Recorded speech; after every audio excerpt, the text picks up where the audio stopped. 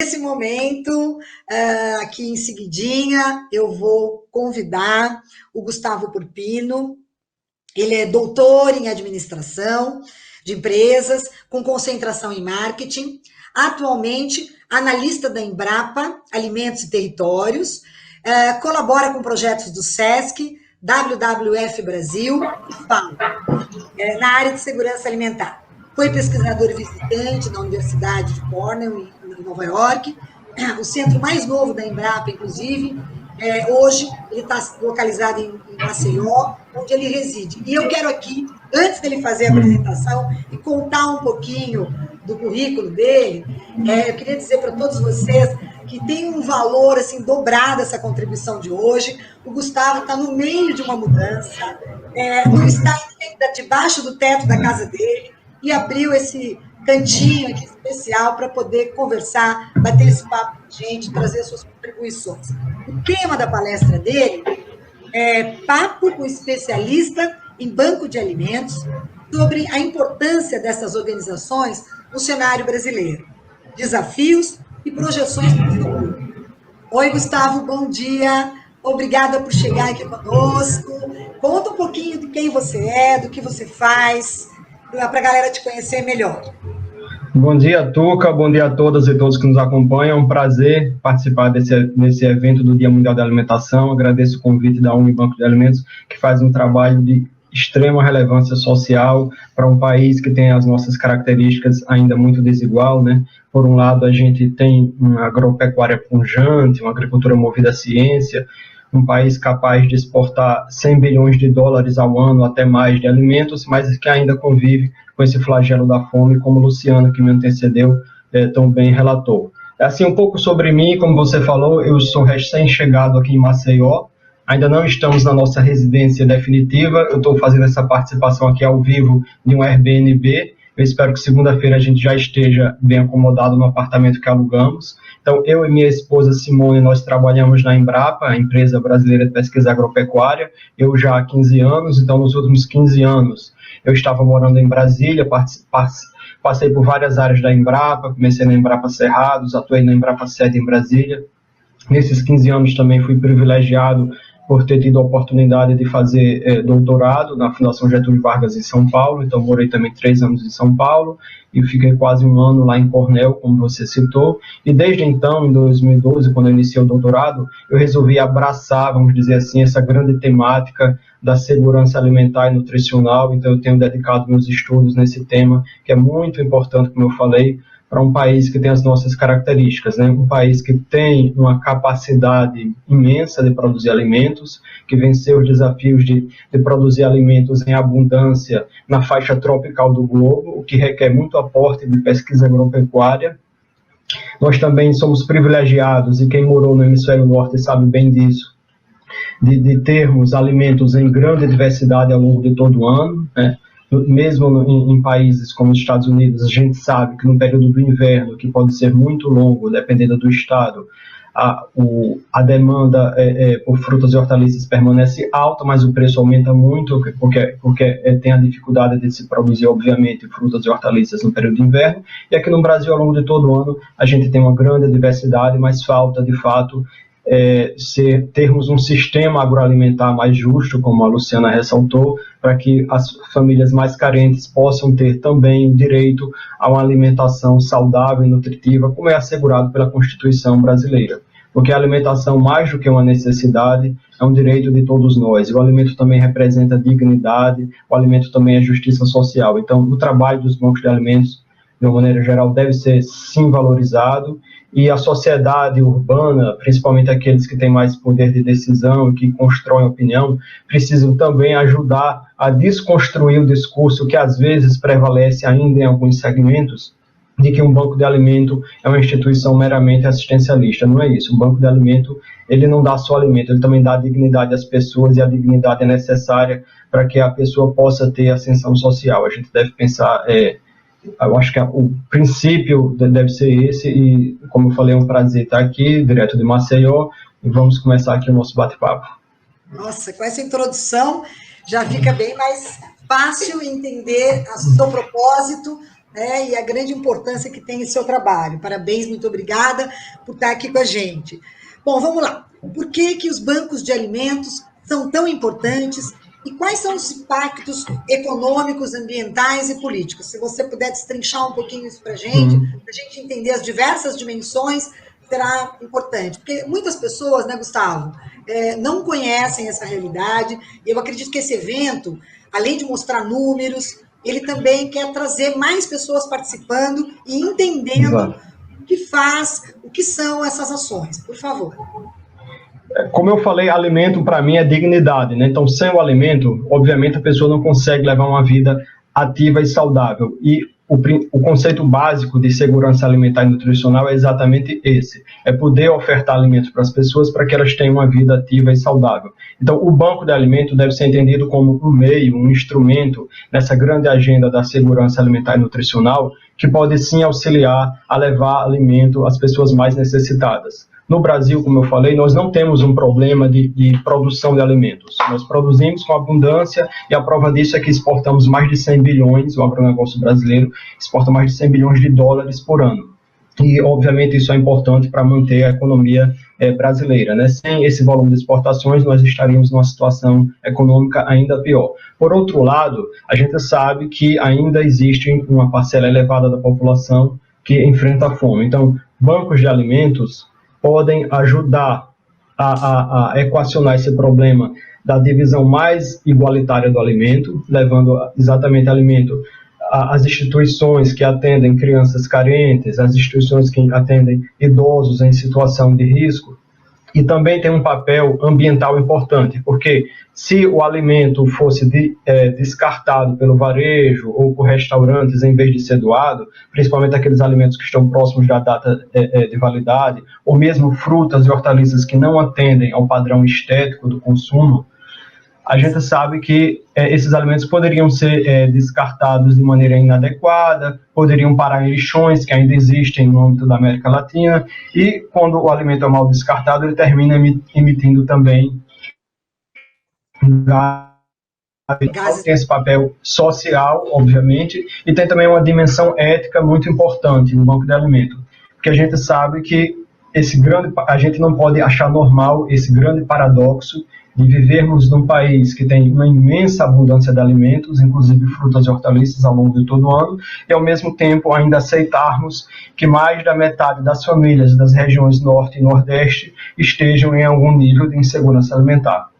Uma outra questão importante também do banco de alimento, que não fica muito claro às vezes para as pessoas, é o papel educativo do banco de alimento, e principalmente para aqueles que atuam nos bancos de alimentos, né? Quer dizer, as pessoas que atuam nos bancos de alimentos, que às vezes até são voluntários, elas passam a vivenciar melhor o Brasil real. E a gente conhecer mais esse Brasil real, como os desfavorecidos levam uma vida muito diferente da nossa, ajuda também a gente a delinear políticas públicas que de fato contribuam para a gente melhorar não só esse problema da segurança alimentar e nutricional, como outros problemas graves que nós temos no Brasil com relação à educação, segurança, etc. Então a gente precisa conhecer melhor esse Brasil real, porque nós estamos vivendo num país muito desigual, e como a Luciana pontuou na fala dela, ela disse que cresceu na Gávea, na região nobre, mas ali ao lado tinha a Rocinha. Essa desigualdade começou a despertar, serviu de gatilho para que ela começasse o trabalho no banco de alimentos. Então, as pessoas que trabalham nesse meio, elas também têm essa oportunidade de conhecer mais o Brasil real, e também é interessante os laços sociais que os bancos de alimentos ajudam a criar nas comunidades. Nos Estados Unidos, por exemplo, é comum que bancos de alimentos ou dispensas comunitárias, e depois eu vou falar um pouco sobre isso na minha fala, eles muitas vezes funcionam em centros comunitários que estão localizados em regiões de pobreza extrema, que mesmo nos Estados Unidos existem territórios, pequenas regiões com muita pobreza. E aí os laços sociais são mais fortes nessas comunidades carentes em função da interação que ocorre nesses ambientes, como os bancos de alimentos, e isso também é interessante. Além do que, o banco de alimento pode ir além da entrega do alimento, também pode ser um instrumento para educação nutricional. Então, obviamente, ações como essa são muito importantes para um país com as características do Brasil.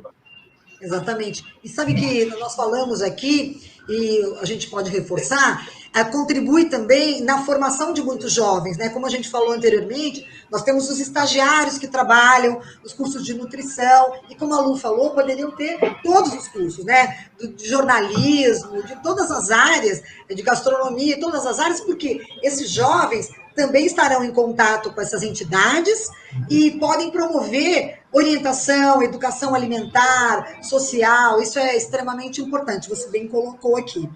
Bom, sobre insegurança alimentar, quais são os parâmetros para essa medição? Né? Queria que você explicasse um pouquinho aqui, porque a instituição que você trabalha, afinal de contas, traz esses índices, estuda esses índices, pesquisa esses índices, e quais são as estatísticas sobre esse fenômeno no Brasil e no mundo? Se você puder traçar um paralelo para nós.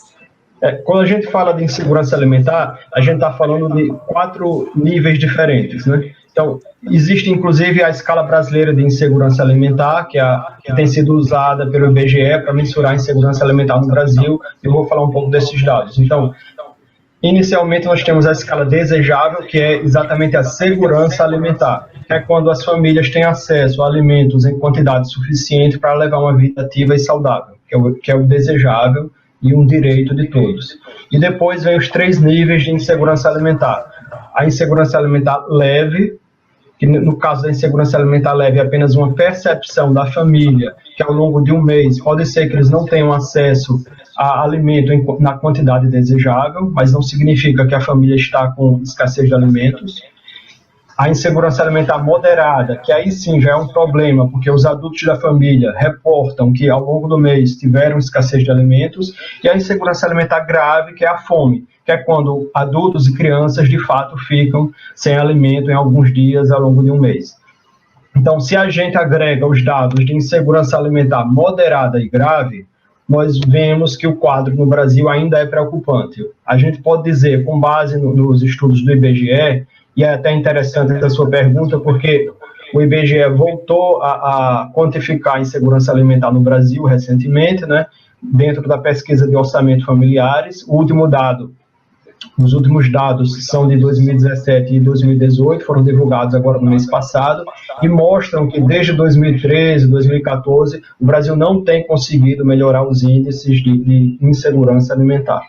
E em 2017 e 2018, que são os últimos números que nós temos, eu vou abordar um pouco disso agora, a gente ainda tinha, nesse biênio 2017-2018, 10,3 milhões de pessoas vivendo em domicílios no Brasil com privação severa de alimentos, quer dizer, 10,3 milhões passando fome. Se a gente agrega a esses 10,3 milhões aquelas famílias com insegurança alimentar moderada, nós chegamos a um contingente aí mais ou menos de 36,7% da população brasileira. Quer dizer, é muito preocupante, o que dá aí 85 milhões de pessoas. E como eu falei mais no início, esse é um problema que requer uma visão territorial. A gente tem que substituir a análise macro, parar de falar se o Brasil saiu ou não do mapa da fome, como bem pontuou a Luciana, para análises mais territoriais, mais regionalizadas, porque é uma diferença muito grande em termos de desenvolvimento humano entre os municípios do Brasil, entre as regiões do Brasil. Então, se a gente lança o olhar para as regiões Norte e Nordeste, a gente percebe que no biênio 2017 e 2018, menos da metade dos domicílios das regiões Norte e Nordeste tinham acesso pleno e regular aos alimentos. Esses são os dados mais recentes e dizem respeito, obviamente, a um período antes da pandemia, e é difícil acreditar que de 2017 e 2018 para agora 2020, esse problema tenha melhorado em função, obviamente, de todo esse contexto global que a gente tem vivendo e que tornou o desafio da fome zero, né, de contribuir com a fome zero, como preconiza os Objetivos do Desenvolvimento Sustentável das Nações Unidas, um desafio ainda maior. Então, a gente tem que ter esse olhar territorial e também ter uma estratégia ampla e robusta, políticas públicas sólidas, que independam de governos, porque essa não é uma agenda que pertence a governo X ou Y, seja de esquerda ou de direita.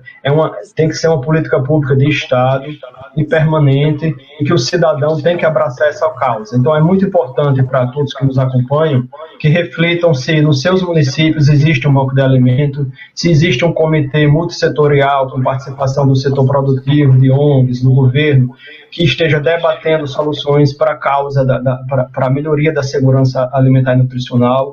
É preciso fiscalizar também como anda a alimentação escolar, porque isso é um ponto-chave para a garantia da segurança alimentar e nutricional nos municípios, é ter uma segurança, é ter uma alimentação escolar boa nas escolas públicas. Então, é um problema desafiador, mas também com muitas oportunidades.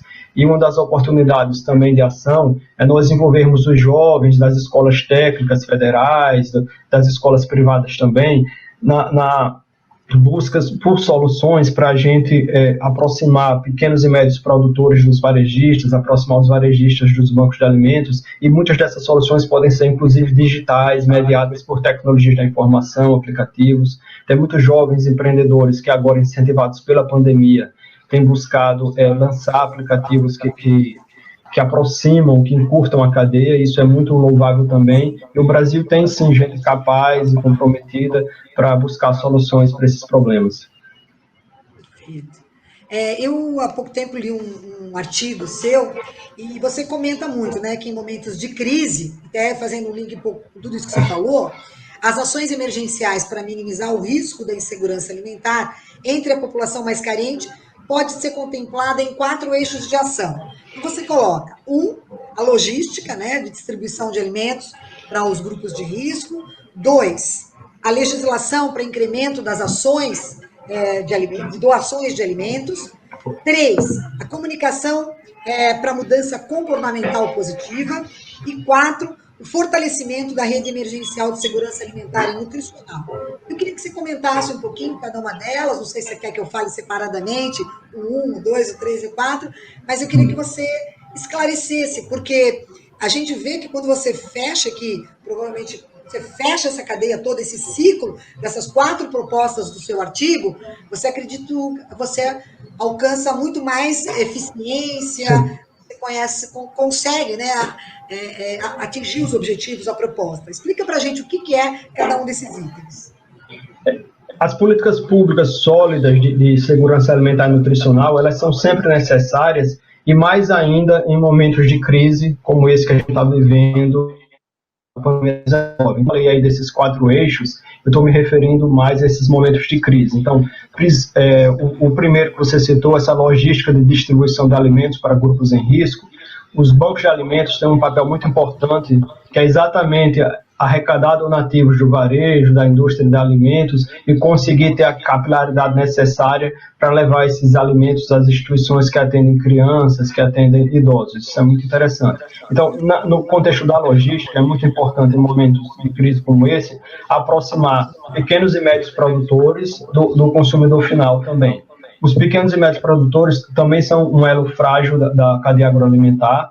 Eles foram muito atingidos agora no início da pandemia da Covid-19, porque perderam acesso ao mercado. Houve muitas perdas nos chamados cinturões verdes das grandes metrópoles, como São Paulo, Rio. Eu também vi algumas reportagens sobre o problema que aconteceu em Florianópolis, Porto Alegre, porque exatamente as ceasas chegaram a fechar no primeiro momento. Alguns restaurantes que compravam quase que integralmente a produção, vamos supor, de cogumelo de alguns pequenos produtores também fecharam, e aí houve essa ruptura, né, na cadeia agroalimentar. Então, aí cabe ao governo, como líder, como indutor, buscar soluções que aproximem esses elos da cadeia em momentos como esse. Essas soluções podem ser mediadas por tecnologia da informação, e como eu falei, a gente precisa de políticas públicas sólidas. Eu gostaria até de citar um caso interessante que eu vi. Além dos casos que aconteceram no Brasil, o Departamento de Agricultura dos Estados Unidos lançou um programa agora, durante a pandemia, chamado Farmers to Family Food Boxes. Quer dizer, que seriam cestas de alimentos da fazenda à mesa, né? Da fazenda à família. Então, o que é que eles fizeram? Eles juntaram diversos elos da cadeia, pequenos e médios produtores, distribuidoras de alimentos, e entrou o papel do governo como comprador, né, fortalecendo as compras públicas de alimentos para levar essas cestas às famílias necessitadas. E também envolveu os bancos de alimentos, porque a rede de bancos de alimentos lá é muito robusta e também ajudou nessa distribuição. Então, até agora, o início de outubro, já haviam sido distribuídas 100 milhões de cestas dessas nos Estados Unidos, nesse programa do USDA. Aqui no Brasil, acho que a gente não teve uma ação tão robusta nacional. Nós tivemos, sim, diversas ações pulverizadas do governo federal, o Ministério da Cidadania, da Agricultura, procurou fazer alguma coisa. As ONGs fizeram muito mais, como a própria ONG Bancos de Alimentos, o programa Mesa Brasil do SESC atendeu muito mais gente agora durante a pandemia, mas falta a gente juntar e articular melhor todas essas ações e dar mais visibilidade a essa agenda para que o Brasil como um todo, a sociedade civil, abrace mais essa causa. E também nesse contexto da logística, é importante a gente fortalecer os circuitos curtos de produção e consumo. A gente sabe que o Brasil, por ser um país continental, o desafio dos circuitos curtos é ainda maior. Por exemplo, a maior parte da cenoura consumida aqui em Alagoas, ou no Ceará, ou no Rio Grande do Norte, ela é produzida em Minas Gerais e tem que se deslocar até aqui. No caso de algumas frutas, ocorre o contrário. Ela viaja do Nordeste até São Paulo, até o Rio Grande do Sul, por vezes. E parte se perde até em função da deficiência logística que a gente tem, uso de embalagens inadequadas. Então, daí a importância da gente ter uma estratégia nacional robusta que também contemple o fortalecimento dos cinturões verdes no entorno das metrópoles, que são os grandes centros consumidores de alimentos. No segundo eixo que você citou, de legislação para incremento das doações... Deixa eu só te fazer uma perguntinha. A Embrapa tem um grupo de estudos, há pouco eu ouvi um webinar também da própria Embrapa. A Embrapa também tem estudos que desenvolvem embalagens mais sustentáveis, embalagens mais resistentes. Isso é super importante, né? E está dentro da área de logística, porque, como você comentou, as embalagens elas podem trazer grandes perdas se estiverem mal acondicionadas, se elas não forem resistentes a cada produto. Então, eu vi que tem um desenvolvimento, inclusive pensando no tamanho das diversas frutas. Achei muito interessante esse trabalho. Exato, né? Tem tecnologias bem interessantes, casos já aplicados, né, que já foram absorvidos pelo setor produtivo, que mostram, por exemplo, uma embalagem apropriada para o caqui, feito a partir do escaneamento 3D do fruto, que foi adotado por um produtor do Rio de Janeiro e reduziu significativamente as perdas no armazenamento do caqui e no escoamento da safra. E o mais interessante é que o investimento feito para a adoção dessa embalagem, o investimento é menor do que o que ele ganha com o menor desperdício. Entendeu? Então, compensa substituir a embalagem 1.0, vamos dizer assim, pela embalagem 2.0 mais incrementada. Então, nós temos, por exemplo, a Embrapa Agroindústria de Alimentos no Rio, que trabalha com o desenvolvimento dessas embalagens, a Embrapa Instrumentação em São Carlos, a Embrapa de Fortaleza também desenvolve películas que podem revestir frutos e aumentar o tempo de vida útil dos produtos. Então, esse ponto que você citou, da adoção de tecnologia pelo produtor, ou pelo varejo, ou pela indústria, também é muito importante para a gente prolongar a vida útil, principalmente dos alimentos mais sensíveis, no caso de frutas e hortaliças. Perfeito. Só para, antes da gente entrar na parte da legislação, que é o segundo item, eu queria dizer, as pessoas, elas podem acessar através do site e conhecer essas iniciativas, porque eu fiquei realmente, o material que é utilizado, a precisão é incrível. As pessoas acessam isso fácil para aquelas que quiserem, estão nos ouvindo e queiram entender, compreender melhor como é que funciona? No site da Embrapa, embrapa.br, tem na aba de notícias, muitas notícias sobre, obviamente, diversas tecnologias. Então, a pessoa pode entrar lá e fazer busca por embalagem inteligente, ou embalagem para caqui, película para manga, etc., e saber mais. Também tem muitos vídeos, tem o canal da Embrapa no YouTube, youtube.com/Embrapa, com diversos vídeos interessantes também sobre essas embalagens. Muito obrigada. Então, vamos lá. Legislação para incremento das doações de alimentos. Nesse ponto, nós tivemos um avanço recente importante, que foi a aprovação de uma lei de incentivo a doações de alimentos, mas é importante também a gente dar seguimento à aprovação de outras leis que tornem, vamos dizer assim, mais robusta a economia circular aplicada ao setor agroalimentar.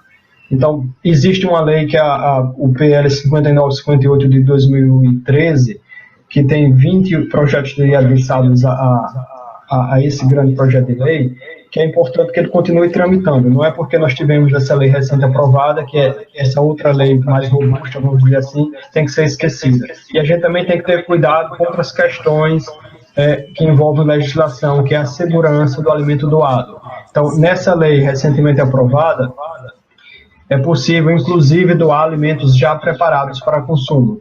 Então, já que a lei menciona a doação de alimentos preparados, a gente tem que ter cuidado com a segurança do alimento.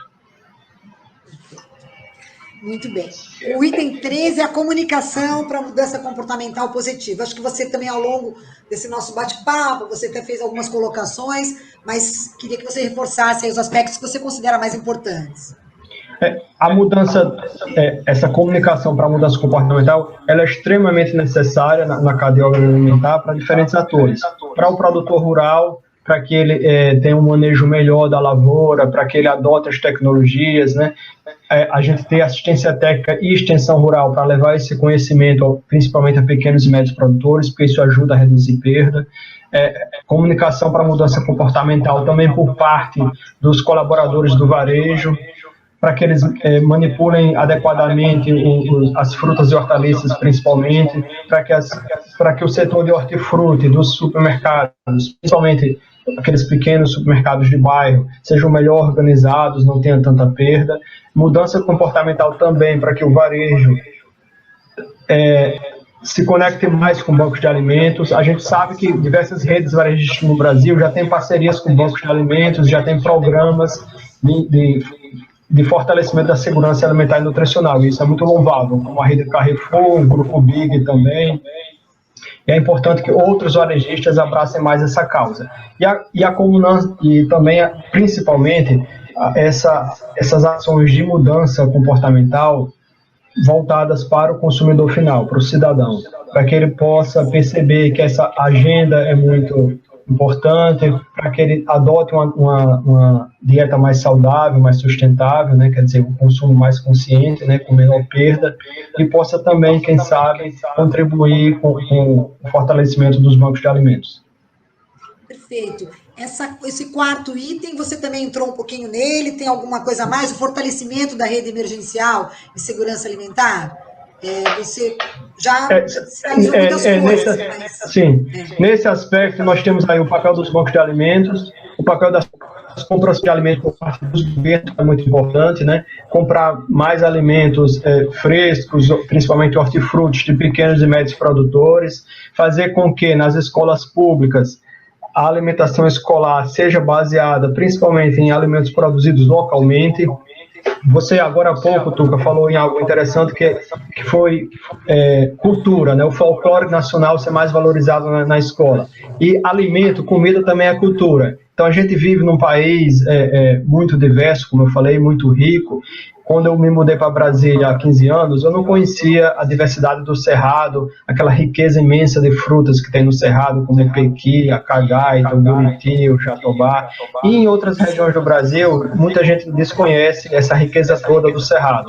Então, seria extremamente louvável se nas escolas públicas do Cerrado a alimentação escolar fosse baseada também em frutas nativas do Cerrado, em alimentos produzidos localmente. Da mesma forma aqui no Nordeste. Aqui no Nordeste eu acho que não faz sentido, por exemplo, servir refrigerante se a gente tem caju, né? Então, a alimentação escolar numa escola do Nordeste tem que ter suco de caju, tem que ter macaxeira, tem que ter batata doce, tem que ter carne de sol, essas coisas locais. Então, isso é muito importante.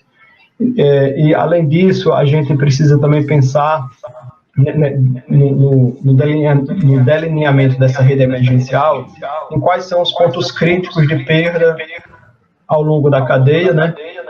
Desde o campo até a mesa, para que a gente aumente a oferta de alimentos via redução de perdas e desperdício e possa direcionar mais alimentos para os bancos de alimentos. Com isso, a gente tem que desenvolver uma verdadeira campanha do consumo, né, de alimentos in natura também, que a gente tem que fortalecer o nosso guia alimentar brasileiro, e aqui eu queria, como nutricionista, fazer um reforço, né, para o conhecimento, a divulgação e o estabelecimento concreto do nosso guia alimentar brasileiro, que é um guia alimentar extremamente importante, feito por especialistas, pesquisadores, e que nós temos que fortalecer esse documento importante que o Brasil conhece. Pessoal, é só acessar, você vai encontrar Guia Alimentar Brasileiro, Guia Alimentar da População Brasileira, e lá tem preciosidades para que nós possamos conduzir a nossa alimentação de uma maneira muito mais eficiente, saudável, balanceada. Queria que você falasse agora um pouquinho. Olha, uma pergunta bem desafiadora. Quantos bancos de alimentos você acha, que acredita que o Brasil deveria ter? Né? A rede brasileira de alimentos, em comparação com os Estados Unidos, você até falou um pouquinho, mas quais são as principais diferenças que você vê? Para a gente deixar isso claro aqui para o pessoal. Eu vou começar falando dos Estados Unidos. Isso não, vamos dizer assim, eu não estou puxando o saco dos Estados Unidos, não é nada disso. Eu apenas quero trazer o que eu vejo que há de bom lá, que eu pude presenciar no tempo que eu passei em Cornell, e o que poderia ser útil a partir dessa realidade americana, né? Então, por exemplo, nos Estados Unidos, primeiro a gente precisa ter em mente que o brasileiro padrão, vamos dizer assim, ele tem uma visão muito romanceada dos Estados Unidos. Quando o real valia alguma coisa, os brasileiros costumavam ir para a Flórida fazer compras e voltavam para o Brasil achando que os Estados Unidos era Miami e tal, era outlet, que era maravilha, ninguém passava fome, e não é bem assim. É um país muito desigual e ainda com graves problemas de insegurança alimentar, ainda mais agora durante a pandemia. A prova disso é que o governo americano colocou em prática esse grande plano de levar esses food boxes, essas cestas de alimentos, para as famílias carentes. Então, nos Estados Unidos, e isso me chamou muita atenção no período em que eu estive lá, durante o doutorado, é que existem em torno de 350 bancos de alimentos. Essa rede de bancos de alimentos, ela não distribui alimento diretamente a famílias, são como grandes armazéns que coletam doações do varejo e da indústria de alimentos e também da associação de produtores. Eles têm uma desvantagem em relação ao Brasil, porque, por exemplo, os bancos de alimentos no Brasil, principalmente aqueles localizados nas ceasas, a grande maioria dos alimentos são hortifrutos, alimentos frescos. E nos Estados Unidos, mais de 60% dos alimentos são recebidos pelos bancos de alimentos são industrializados. Nesse novo programa do Departamento de Agricultura dos Estados Unidos, não ocorre isso. Eles estão privilegiando exatamente a compra de alimentos frescos de pequenos e médios produtores, e isso é interessante. Mas o que eu quero destacar é que, além dessa ampla rede de 350 bancos de alimentos, os Estados Unidos dispõem de 60 mil food pantries, que são dispensas comunitárias. Essas dispensas comunitárias, aí sim, elas atendem diretamente a população em risco. Elas estão localizadas em centros comunitários, em igrejas, em ONGs, em escolas públicas, e distribuem também alimento diretamente para as famílias. E recebem alimentos dos bancos de alimentos. Então a governança é diferente. Eles têm os bancos de alimentos e tem esse outro degrau que a gente não tem no Brasil, que são as dispensas comunitárias e as chamadas soup kitchens, que são cozinhas comunitárias que servem aquele sopão, normalmente 3, 4 vezes por semana, para a população em risco das metrópoles principalmente. Então, somente na grande área de Nova York, na cidade de Nova York, não estou falando nem do estado de Nova York, apenas da metrópole de Nova York, existem 535 dispensas comunitárias e 128 soup kitchens, que são essas cozinhas comunitárias que servem sopões, além de várias dezenas de bancos de alimentos. Então, a capilaridade, como a gente percebe, é muito maior nos Estados Unidos do que no Brasil. No Brasil, nós temos uma rede brasileira de bancos de alimentos que foi formalizada em abril de 2017 pelo antigo Ministério do Desenvolvimento Social. Mais recentemente, agora em setembro já deste ano, ela subiu de degrau assim, em importância, porque houve um decreto presidencial oficializando essa rede, isso é importante também, mas é uma rede que tem em torno de 168 bancos de alimentos. Ainda é um número, vamos dizer assim, tímido, se a gente levar em conta a dimensão do nosso país. E também chama a atenção que desses 168 bancos de alimentos, quase 70% estão localizados nas regiões sul e sudeste. E nós temos um problema muito mais sério de insegurança alimentar nas regiões norte e nordeste. Então, o desafio hoje é aumentar a capilaridade da rede brasileira de bancos de alimentos exatamente para os territórios onde tem maior incidência de insegurança alimentar. Isso seria um trabalho, uma estratégia extremamente válida. Cruzar os dados de insegurança alimentar no Brasil, com o uso de georreferenciamento, com a localização dos bancos de alimentos no Brasil. E aí a gente colocar em prática esforços para abrir bancos de alimentos e outras ações de fomento à segurança alimentar, exatamente nas regiões, nos territórios onde há maior insegurança alimentar. Muito legal. Eu tenho uma pergunta aqui para você. Eu queria saber o seguinte, já que você falou a respeito das ONGs e da necessidade de ampliação, como é que você vê o engajamento da sociedade civil? Como é que você vê esse trabalho, por exemplo, da Luciana, criando a ONG Banco de Alimentos, né? O que você pode fazer aí uma colocação, uma reflexão?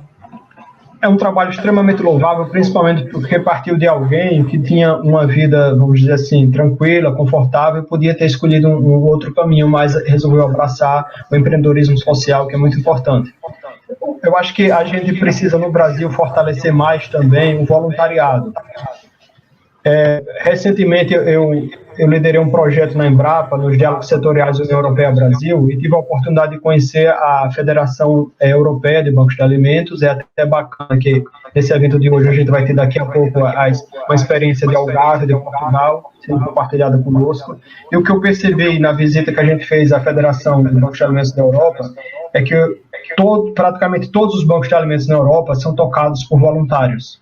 Pessoas, muitas vezes até já aposentadas, ou jovens que fazem o segundo grau ou estão na universidade, que doam uma parte do seu tempo para ir lá interagir com pessoas carentes, não só para distribuir o alimento, mas como para compreender a história de vida daquele que precisa do alimento. Então isso é muito importante, a gente criar esses laços sociais, levar um pouco de conforto emocional, não apenas o alimento, para essas pessoas. Então eu acho que há essa oportunidade sim no Brasil, você até já pontuou isso, de a gente fortalecer o voluntariado ligado a esse tema da segurança alimentar e nutricional, aumentar o tamanho da rede brasileira de bancos de alimentos e talvez por meio do voluntariado a gente conseguir fortalecer ainda mais essa rede. Porque quando a gente pensa na governança dessas grandes redes de bancos de alimentos que existem na Europa ou nos Estados Unidos, a gente percebe que não é o governo federal que é responsável pela administração dos bancos. Normalmente são ONGs, ou são centros comunitários, ou é a Cruz Vermelha. O governo federal ele é indutor, ele pode, por exemplo, por meio da legislação, facilitar o trabalho dessas ONGs e desses centros comunitários, mas não necessariamente cabe a ele, o governo, administrar o banco de alimento em si. Isso é interessante, a gente pensar também numa governança mais eficaz para aumentar o tamanho da rede brasileira e integrar diferentes níveis de governo. Essa agenda da segurança alimentar e nutricional, ela pode ser, sim, liderada pelo governo federal, mas, obviamente, ela depende da participação dos governos estaduais e municipais. Sim, eu imagino, né, aqui pensando um pouco, que há 22 anos, né, uma pessoa jovem, muito jovem, com a sua aspiração, com a sua necessidade, querendo levar mais dignidade em relação a isso, né, a dignidade é fundamental, assim como a saúde. A gente sabe que os alimentos, eles são funcionais. Todos os alimentos são funcionais, né? E, evidentemente, ajudam a equilibrar o corpo, as nossas emoções, crianças que não comem são mais tímidas, as pessoas não são produtivas, né? Como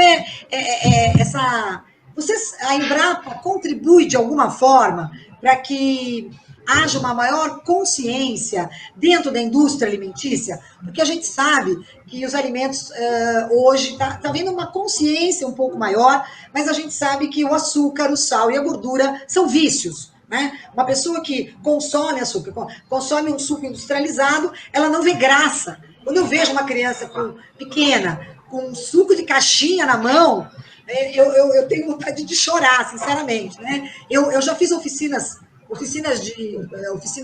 alimentares com crianças de 7 anos que nunca tinham tomado um suco natural, só tinham tomado suco de caixinha. Então, a Embrapa tem alguma parceria para diminuir, né, o consumo desses alimentos ultraprocessados, dos alimentos processados, com menos açúcar, menos sal e menos gordura na alimentação. Como é que você vê isso? Fala um pouquinho do trabalho de vocês nesta área, por favor.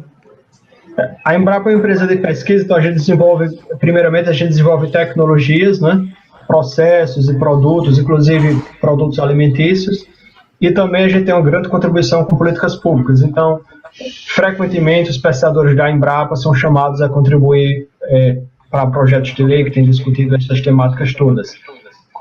Essa sua pergunta me permite fazer um comentário interessante, que é o seguinte: a Embrapa Agroindústria de Alimentos, por exemplo, já fez pesquisa com consumidores e mostrou que a aceitação a sucos, com 1/3 do açúcar que é hoje utilizado naquele suco de caixinha, tem uma aceitação tão boa quanto o teor que prevalece hoje no mercado. Então, o consumidor, a indústria, vamos dizer assim, ela pode sim reduzir os índices de açúcar desses sucos e até produzir alimentos que não necessariamente precisam ter açúcar. Então, na Europa, é comum que as geleias de frutas não tenham nenhum tipo de açúcar. Normalmente, a maçã já é utilizada para adoçar esses sucos de caixinha, já é utilizada na composição de algumas geleias e não necessariamente precisa ter açúcar. E o consumidor brasileiro está começando a ter uma aceitação melhor a esses alimentos que não necessariamente têm açúcar em sua composição.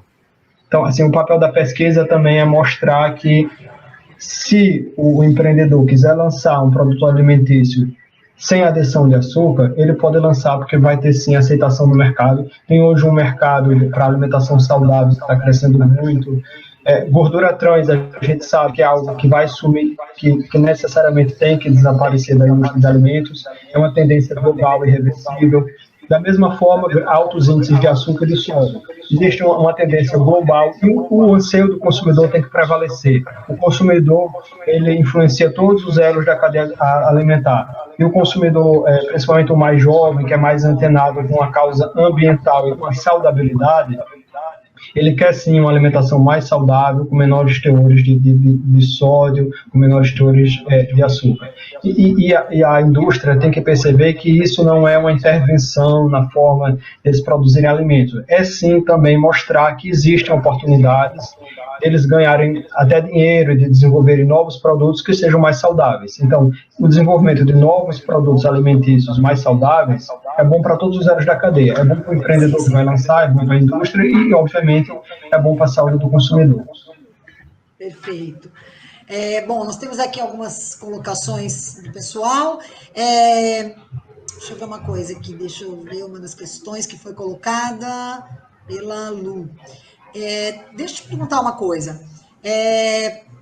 Eu acredito, né, que na parte da alimentação, você já mencionou um pouquinho a lei, né, a 14.016, que foi sancionada agora em junho, e dispõe sobre o combate ao desperdício dos alimentos e a doação dos excedentes, né, para o consumo humano. Você citou a lei, você fez algumas conexões e pontos importantes sobre ela. Você pode falar um pouquinho mais, com mais propriedade, sobre a importância dessa legislação? Daqui a pouquinho a gente vai convidar a Luciana para estar aqui nesse bate-papo conosco. Ela provavelmente tem algumas colocações também para nos ajudar. O que você pode falar sobre a legislação antes da gente chamá-la? Essa lei é importante porque desde 98 o Brasil tinha leis já tramitando, né? A primeira lei que versava sobre doação de alimentos no Brasil era de 1998 e nunca tinha sido aprovada ainda. Então, e essa lei que foi recentemente aprovada, agora já durante a pandemia, ela dá mais segurança jurídica ao doador. Quer dizer, o doador e o intermediário somente responderão nas esferas civil e administrativa por danos que porventura sejam causados pelo consumo dos alimentos, se agirem com dolo. E com dolo, obviamente, não é o caso. Agora, a gente precisa ter um cuidado, como eu comentei, com a segurança do alimento doado, já que essa lei aprovada, ela também permite que alimentos já preparados por restaurantes, padarias e até hospitais sejam doados. Então, a gente tem que ter um cuidado com a segurança do alimento doado e também ter em mente que ainda existem projetos de lei mais robustos do que esse em tramitação no Congresso Nacional e que também precisam ser analisados e aprovados para que a gente tenha um arcabouço jurídico ainda mais robusto e possa aproximar ainda mais o varejo e a indústria dos bancos de alimentos. Perfeito. Super bem colocado, e a gente tem que refletir extremamente sobre esses aspectos, porque muitas vezes as pessoas acreditam que a lei foi aprovada, vou fazer o uso dessa lei, mas a gente reforça aqui a importância de conhecê-la na íntegra, né? E saber o que eu posso fazer, o que eu não posso fazer, e além de tudo, e mais importante, agir com ética, com a responsabilidade que o tema exige, né, Gustavo? Isso é uma questão essencial nas ações que quem trabalha com alimentos. Lu, vou pedir para você entrar aqui conosco, trazer suas colaborações. Oi, querida, bem-vinda. Vamos explorar mais um pouquinho, Gustavo? O teu som está muito baixo, Lu. Aumenta um pouquinho o som. Gustavo, não desliga seu microfone, que você montou. Eu queria te agradecer muito mesmo a sua contribuição, né? Dizer que nós temos é um prazer. Em rede também, né? A sociedade civil, junto com a Embrapa, essa empresa maravilhosa que eu acho que é um ouro que o Brasil tem, para a gente melhorar realmente sempre as políticas públicas, trazer mais consciência para a população como um todo, né? Realmente, há 22 anos atrás, não existia essa lei, que protegia o meu doador de café. Então, foi uma coisa muito ousada da minha parte, que deu muito certo, e que eu acho muito importante a gente incentivar a população, o terceiro setor, o setor social, cada vez mais se engajar, né, nessa área e em qualquer outra área. E o que eu gostaria de falar também, eu queria comentar a questão do Prêmio Nobel que saiu na semana passada, do programa da ONU, né? Muito bem lembrado. World Food Program, né? E assim, existem, seguindo aquele raciocínio que nós estávamos conversando do que é insegurança alimentar grave, do que é moderada, enfim, do que é leve, eu acho, né, que os números da fome são sempre subestimados, na minha opinião, como eu coloquei no começo da minha... como eu coloquei, tive a oportunidade de colocar, né, nossa conversa nos levou para isso, e você também... acrescentou a questão do território brasileiro, né? Existe muita fome no Brasil ainda, inclusive no século passado, milhares de pessoas morriam de fome no Nordeste, pouca gente sabe, né? Nós temos fotos chocantes em relação a isso, e eu acho que isso tem que ser colocado, mostrado, difundido, não de uma forma negativa, mas para a gente poder olhar para tudo isso e sanar essas dores, né? E eu queria dizer também que assim, existem, nesse critério mais assim, conservador, né, 270 milhões de pessoas passando fome no mundo, eu acho que é muito mais, e eu queria fazer uma correlação com o Prêmio Nobel da Paz, né, em doação de alimentos. Existe no mundo hoje tantos milhões de refugiados, tantas guerras, e esse programa da ONU, ele dá mais ênfase a essas questões mesmo, né? Ele leva comida mais para territórios de guerra, desastres naturais, né? E eu fico pensando esse interesse que eu tenho em relação ao todo, que eu acho que está tudo ligado, né? O quanto se gasta em guerras no mundo todo. Então, só no século XX, a gente já sabe, né, que a média anual de gastos em guerras está na casa de $1 trilhão, né? E você vê as crianças, né, de 0 a 6 anos, às vezes na barriga da mãe, o que elas sofrem desnecessariamente por uma insanidade, que eu acho que, por isso que a gente precisa refletir do que é inteligência social no nossa casa, no nosso bairro, no nosso estado, no nosso país, no nosso planeta, né? E trazer essa questão do alimento com respeito, né, que ele tem que ter sempre, a gente realmente colocar o alimento em primeiro lugar, não a indústria farmacêutica ou a indústria de guerras, né? Gente, vamos alimentar as pessoas, vamos gerar paz, né? Alimentar é vida, não é destruição, que é o contraponto com a guerra, né?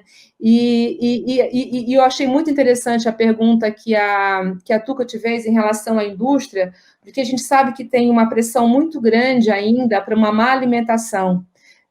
Tem um filme que eu gosto muito, que chama Muito Além do Peso, né? Que mostra assim, como as crianças pequenas ainda são impactadas por brindes na alimentação, ou por desenhos animados na embalagem dos produtos, né?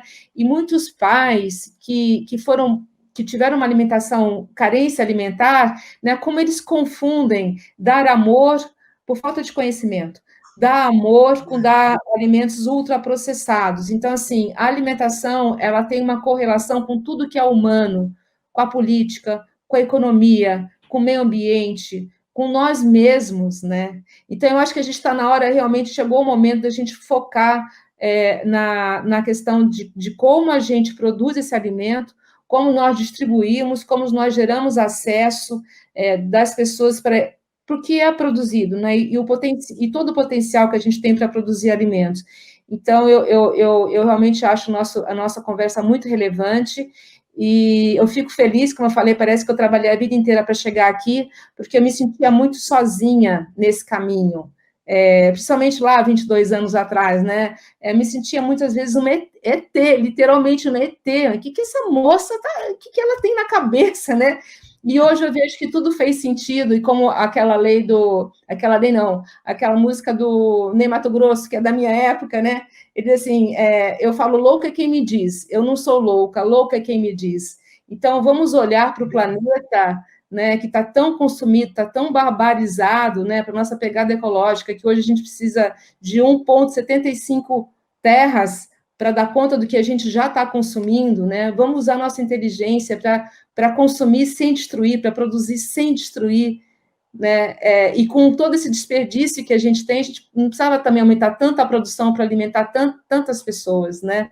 Então, vamos praticar esse amor ao coletivo, esse olhar, essa união, essa amizade. E eu estou muito feliz de ter você aqui conosco hoje, Porpino, representando a Embrapa, trazendo seu conhecimento, dividindo com a gente, assim, realmente muito... Prazer nosso, é sempre um prazer. Já mandou uma... Está assistindo... Complementando, Luciana, o que você falou, eu acho que a pandemia está nos servindo para refletir um pouco sobre o modelo econômico que a gente vinha trabalhando nele, e nos dá a oportunidade de a gente construir uma nova economia mais justa, mais sustentável e principalmente mais ética, em diferentes frentes, e principalmente nessa frente da segurança alimentar e nutricional. Essa agenda do alimento, ela ganhou muito mais importância agora em função da pandemia. A prova disso é esse prêmio Nobel que você muito bem lembrou, que eu tinha até esquecido de citar. Então, eu acho que agora a sociedade como um todo, não somente no Brasil, o mundo todo, está mais engajado em buscar construir sistemas agroalimentares mais circulares e mais sustentáveis. Esse é o caminho que a gente tem que seguir. E a gente preservar a nossa base ambiental, valorizar nossos biomas, a riqueza que há nos nossos biomas. A gente não pode esquecer que no bioma amazônico e no Cerrado, como eu já citei, existem muitas espécies endêmicas que são úteis para a alimentação humana e que podem fazer com que o Brasil ganhe muito dinheiro em cima delas, desenvolvendo produtos únicos com cara de Brasil. É aí que está o grande diferencial para o nosso país, para a nossa economia. A gente, a partir da nossa base, da nossa biodiversidade, a gente construir produtos agroalimentares diferenciados que nenhum outro país do mundo vai conseguir fazer. Eu acho que a gente tem que, não é a gente abandonar a exportação das grandes commodities, mas a gente construir essa nova economia, usando o que a gente sabe fazer de melhor, que é a pesquisa agropecuária, e desenvolver produtos únicos a partir da nossa biodiversidade. E, para tanto, obviamente, a gente tem que preservar a Amazônia, a gente tem que preservar o Cerrado, a gente tem que preservar a Caatinga, e desenvolver produtos únicos com mais aportes de pesquisa agropecuária centrado nesse tema. E também uma outra coisa que eu gostaria de ressaltar, uma notícia boa, que ontem mesmo estava lendo, que eu também esqueci de citar, é que agora, nesta semana, o Ministério da Cidadania liberou 3,6 milhões de reais para 9 iniciativas que eles destacaram de bancos de alimentos, que eles acham interessantes, né? Em cidades aí de São Paulo, Osasco, Itanhaém, Botucatu e Guarulhos, Nova Iguaçu no Rio, Lavras em Minas, Curitiba e Jataí, Goiás e no Maranhão, governo do Maranhão. Então, assim, não é um aporte tão robusto de recursos, né? São 3,6 milhões, mas é uma iniciativa louvável e a gente tem que se esforçar para que haja mais aporte de recursos em iniciativas como essa, principalmente focadas nessas regiões, como eu já ressaltei na minha fala, que enfrentam o maior problema de insegurança alimentar. Uhum. Eu só gostaria de mencionar que nós, do Banco de Alimentos da Sociedade Civil, somos muito poucos, né? Nós não não temos entrada a esses recursos, né, que são gerados pelo governo e tal. Nós precisamos fazer de uma forma própria, né? Então, eu costumo dizer que nós somos uma empresa, só que sem lucro, né? Mas, assim, eu sempre tive esse olhar de gestão, enfim, tudo isso aí. Mas eu queria dizer, confirmar que hoje, ao contrário do que quando eu comecei, que diretores e presidentes de bancos de alimentos da sociedade civil podem se remunerar. Então, olha, vamos trabalhar fazendo bem, vamos fazer bancos de alimentos, porque você, como empreendedor social, você também pode se remunerar, ou seja, ter recursos, ter salários, vai trabalhar muito. Eu não vou mentir, né? Mas você vai poder fazer o bem e ser sua fonte de renda também. De novo, me coloco à disposição para passar essa tecnologia que a gente desenvolveu, que a gente tem, para quem estiver interessado em trabalhar. Inclusive, veio uma pergunta em relação a isso, eu vi aqui no chat, né? Como uma pessoa normal pode ajudar, de várias formas, né? Você não precisa abrir um banco de alimentos, mas seria muito legal. Mas você pode já aproveitar integralmente os alimentos, você pode doar para uma ONG que faz isso, você pode ser voluntário, como o Porpino bem trouxe, que é importantíssimo, isso tem a ver com ser consciente, ser um cidadão participativo. Então, gente, cada um deve e pode fazer a sua parte. E aí eu vou ler aqui uma coisa que me veio naturalmente, que é assim, que eu sempre digo, né? Se o eleitor muda, o político muda. Se o consumidor muda, a indústria muda. Se o professor muda, o aluno muda. E se eu mudo o mundo. Então, vamos lá, gente, vamos ter essa vontade de fazer a nossa parte, porque a gente consegue. E não importa se é um trabalho de formiguinha, faz diferença. Eu comentei, com R$5 a gente consegue doar 1 quilo de alimentos. Então, por que não? Né? Vamos lá, depende só de nós.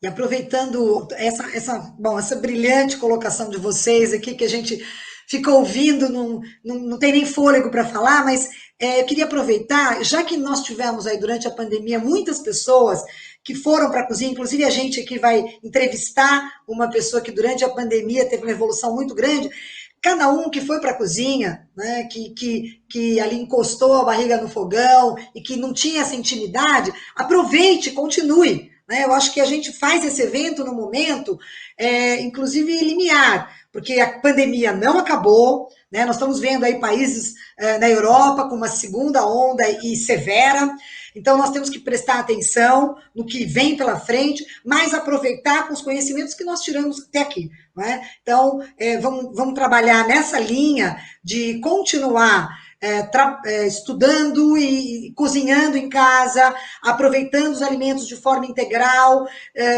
não nos separando, né? Não nos separando desse aprendizado que nós tiramos até agora. Acho que esse evento hoje, o Dia Mundial da Alimentação, vem aí num momento importante para a gente celebrar as pessoas que chegaram mais próximas da cozinha e que continuem com suas atividades.